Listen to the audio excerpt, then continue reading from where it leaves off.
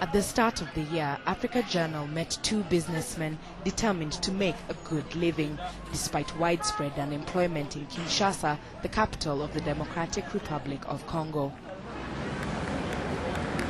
After years out of work, 36-year-old Jose Ngole and friend 39-year-old Eli Senga came up with the idea to make individually designed and handcrafted car seat covers and sell them at discount prices. We learned on the job, but our products are not inferior to those imported from Europe. The quality is the same. European makes are not better than ours in any way at all. The only advantage they have is their reputation. Our seat covers work for any brand of car. There's nothing we cannot do. We could even make seats for a whaling ship. We prefer these locally made seat covers because they last a long time compared to those imported from Europe. They can be washed a lot without getting damaged. The friends' business brings in between $8,000 and $12,000 a month, and they are very proud of their success. There's no doubt that this work means that I can take care of my family's everyday needs. I also pay for the studies of my brothers, my daughter, and my little sisters.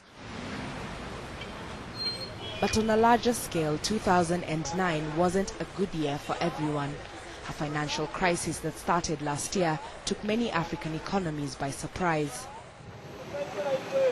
In Zambia, about 350 kilometers north of the capital, Lusaka, almost 200 workers at the Luanshia copper mines lost their jobs, and many were sent away temporarily. The mines, co-owned by a Swiss and Israeli company, were shut down in late 2008 because of the global financial crisis. It started with the collapse of major financial institutions in the United States. Because of the recession, developed countries cut back on their spending and investments in Africa. At the same time, challenges like poverty, high food and fuel prices continue.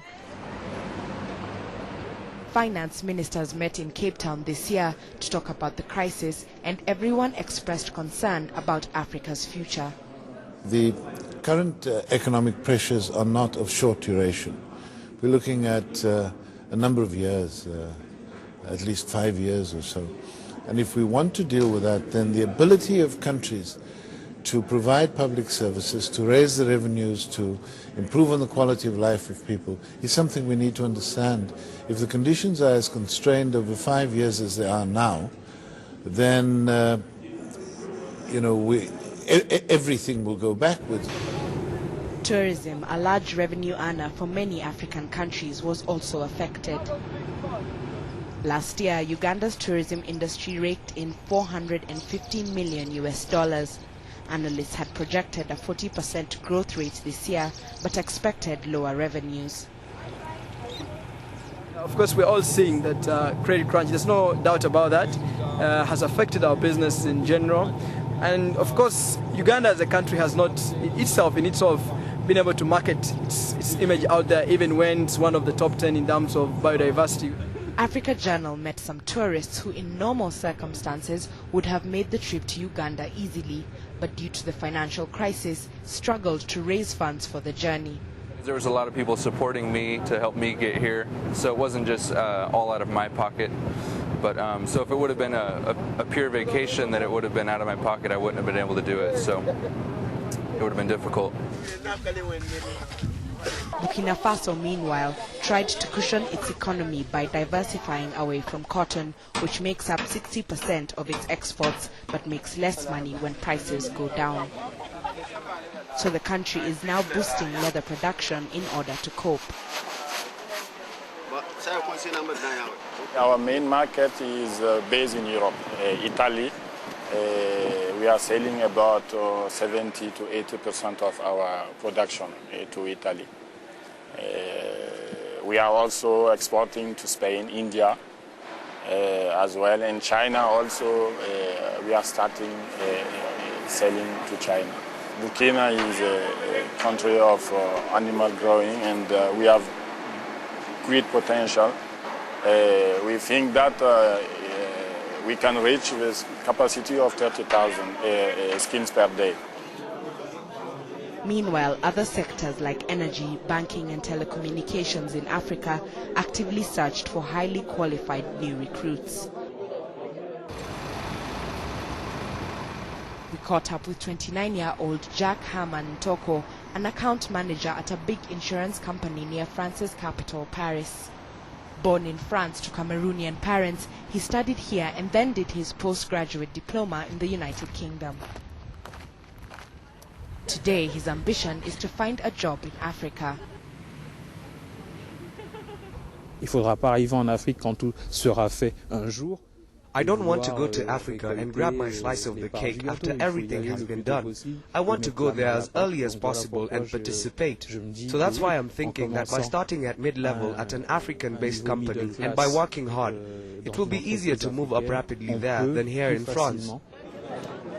But the relationship between the West and much of Africa still seems to be based more on aid than trade, even though the recession forced many developed countries to cut back on direct aid. Ethiopia has depended heavily on handouts since a devastating famine made world headlines in the 1980s. But one project in the capital, Addis Ababa, is trying to change this. Funded by its own income-generating activities, it's helping women who would otherwise be destitute learn to be self-reliant. My dream is to finish school and be able to support my family by sending money home when I get a good job. Dambisa Moyo, a Zambian economist and author based in the United Kingdom, published a book called Dead Aid this year, in which she argues that Western generosity is not actually helping Africa eradicate poverty. For example, you could take me to country X in Africa and say, well, look at this girl here, she's going to school because of aid.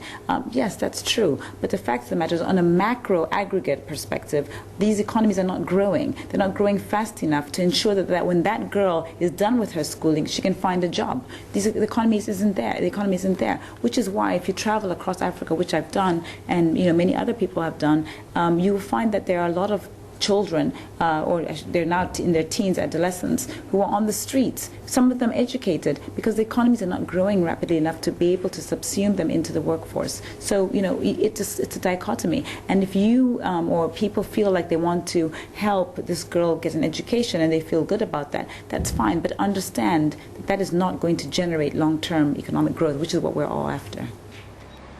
With that in mind, Africa has begun forming relationships that are more development-based. Kenya's northern frontier was once almost cut off from the world, only accessible by sturdy four-wheel drive vehicles.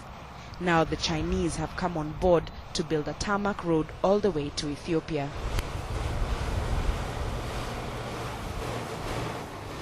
Will open up the area. And the road is very crucial for any development to take place in our area. It's very surprising that still people in the north consider themselves not to be in Kenya, just because of the infrastructure, which is very poor in those places. So it will bring a sense of belongingness, to belong to the same country, and bring cohesiveness within the country, and also improve the livelihood of these pastoralists in this area. In November, leaders from 49 African countries attended a summit in Egypt to promote political and economic cooperation between Africa and China. China announced that it will double the aid it gives Africa, lower custom duties on goods, and forgive the debt of some of the poorest nations. Although some critics say China is only doing this to get Africa's resources, China says it wants to help Africa with no political strings.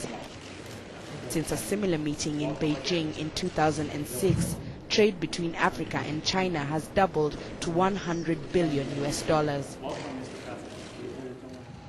Compared to the rest of the world, Africa actually saw continued growth, even in times of financial crisis. If handled wisely, new opportunities and the potential of rich resources on the continent could make 2010 a year of better growth for Africa.